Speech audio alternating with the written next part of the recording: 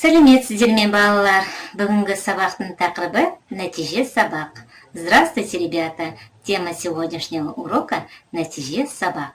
Сабақтың мақсаты мәтінді мұқият тыңдап, мәтінге ат қою.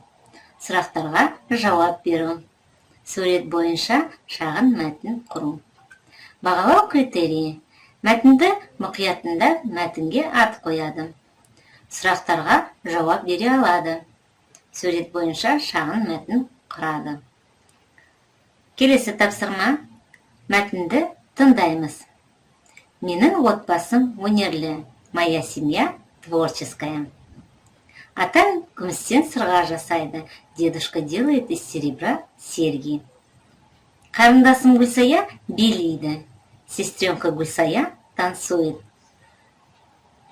Інім Нартай ән үйірмесіне барады. Братишка Нартай посещает музыкальный кружок. Ағам Алихан музыка мектебінде оқиды. Брат Алихан учится в музыкальной школе. Досым екеуміз қолөнер үйірмесіне қатысамыз.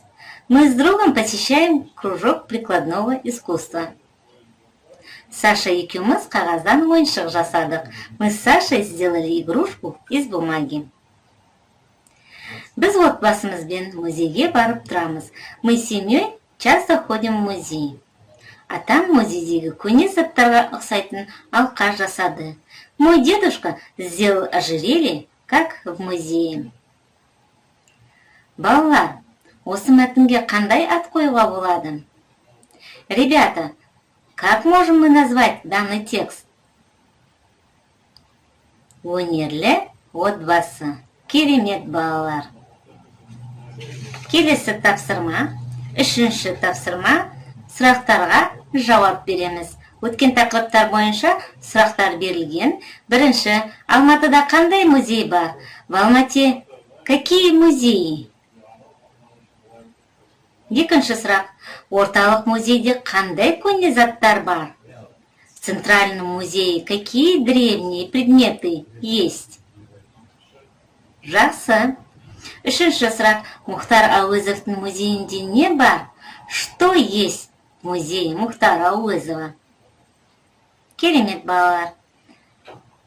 Келесі сұрақ, музей нешеде ашылады? Музей во сколько открывается?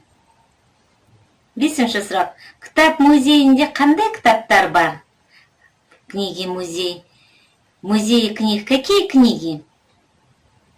Алтыншы сұрақ, Мұхтар Әуезовтың музейі неше қабатты?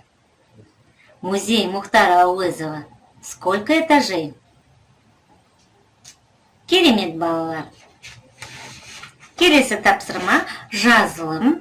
Екінші тапсырма сіздерге суреттер берілген. Сол суреттер бойынша шағын әңгіме құру. Керемет, балалар. Назарларыңызға рахмет. Сау болыңыз.